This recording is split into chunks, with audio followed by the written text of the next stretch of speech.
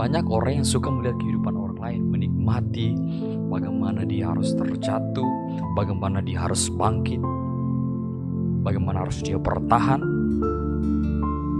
Kita bisa belajar dari mereka, orang-orang yang berhasil, orang-orang yang sukses, dan orang-orang yang jatuh. Tapi saya mau katakan di sini bahwa orang muda jatuh, orang muda tergeletak jatuh itu ada hal yang dia tidak perhatikan, ada yang tidak dia pelajari. Kehidupan kita memang kebanyakan orang seperti itu. Mereka mau instan-instan saja. Menunggu adalah hal yang sangat membosankan dalam setiap kehidupan banyak orang. Banyak orang yang menikmati kehidupannya, tapi ada orang juga yang tidak mau menikmati kehidupannya karena dia merasa sangat susah hidupnya. Tetapi di sini kita melihat ada orang yang kita lihat, wow, tapi hati mereka tidak sehat. Mereka tidak merasakan kedamaian. Tapi ada orang yang kita lihat hidupnya itu di bawah rata-rata, yang kita lihat kok kayaknya susah, tapi hati mereka itu ada damai, ada kedamaian. Nah, di sini ada sesuatu yang berbeda. Artinya begini, ada orang memilih, lebih baik saya banyak materi, punya kekayaan, tapi mereka tidak memilih hati. Mereka tidak memikirkan hati mereka. Sehingga pada saat waktu mereka mendapatkan apa mereka inginkan, tetapi hati mereka ini tidak sehat. Ada orang yang berpandangan bahwa oke, seperti itu. Tapi saya mau katakan bahwa ada hal yang kita perlu ketahui, bahwa hati ini harus ada damai. Ada orang di luar sana mencari kedamaian, kesenangan dengan uang, dengan harta mereka. Mereka coba mencari kedamaian itu.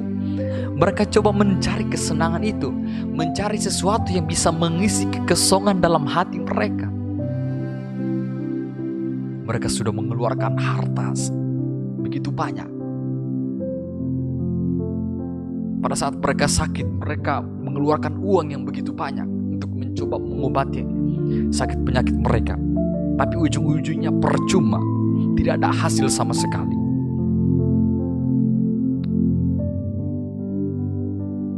Banyak orang yang sedang mencari kebahagiaan. Saya mau katakan bahwa kalau kita cari kebahagiaan di dunia ini, kita tidak akan menemukan kebahagiaan yang sebenarnya. Mungkin saya mau katakan bahwa ada orang yang menemukan kebahagiaan, tapi itu sementara, tidak berlangsung selama-lamanya. Di sini saya mau katakan bahwa kebahagiaan yang kita harus cari ini adalah kebahagiaan yang mungkin kita tidak rasakan hari ini, tetapi kita akan rasakan nanti. Mungkin ada yang bertanya-tanya, mungkin kebahagiaan seperti apa, kedamaian apa itu? Saya mau katakan bahwa kedamaian yang sesungguhnya begini. Kedamaian yang tidak mampu dunia berikan. Kira-kira apa yang dunia tidak mampu berikan? Artinya begini, kalau dunia tidak mampu berikan, berarti Tuhan mampu memberikan. Kekosongan hatimu, kekosongan hati kita, itu hanya bisa diisi, diberikan oleh Tuhan. Jadi, berilah tempat di hatimu untuk Tuhan bisa mengisi kekosongan yang ada dalam hatimu. Kekosongan inilah membuat orang tidak puas. Dia mendapatkan ini seakan-akan tidak puas, berkekurangan, padahal dia punya kelebihan, dia punya begitu banyak hal.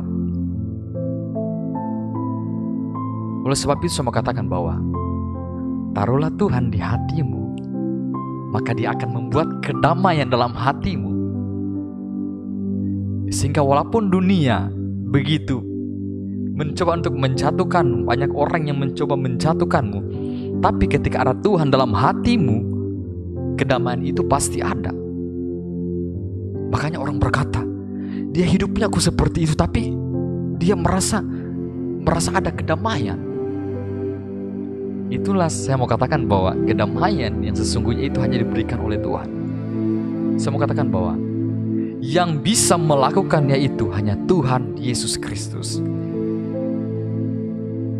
Tuhan yang sanggup mengubah hidupmu. Bagi orang mustahil, tapi saya mau katakan bagi Tuhan tidak ada yang mustahil.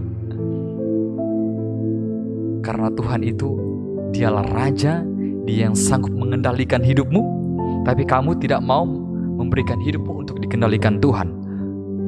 Karena kita berusaha untuk mengendalikan hidup kita, dan pada saat kita jatuh, baru kita coba menyalahkan Tuhan. Kenapa saya harus seperti ini? Inilah kesalahan kita. Saya mau katakan bahwa bawalah hidupmu kepada Tuhan, serahkan segala kekhawatiranmu kepadanya, maka Tuhan akan bertindak, memperbaiki hidupmu yang hancur. Dan saya mau katakan bahwa kemuliaan Tuhan akan datang, akan dinyatakan. Sekecil apapun masalahmu, jangan coba remehkan itu.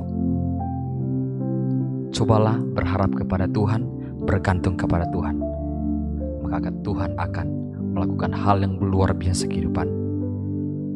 Oke, puji Tuhan, inilah renungan motivasi hidup hari ini. Saya mau katakan bahwa Tuhan sanggup mengubah segala sesuatu yang bagi manusia itu mungkin mustahil. Bagi Tuhan tidak ada yang mustahil. Haleluya.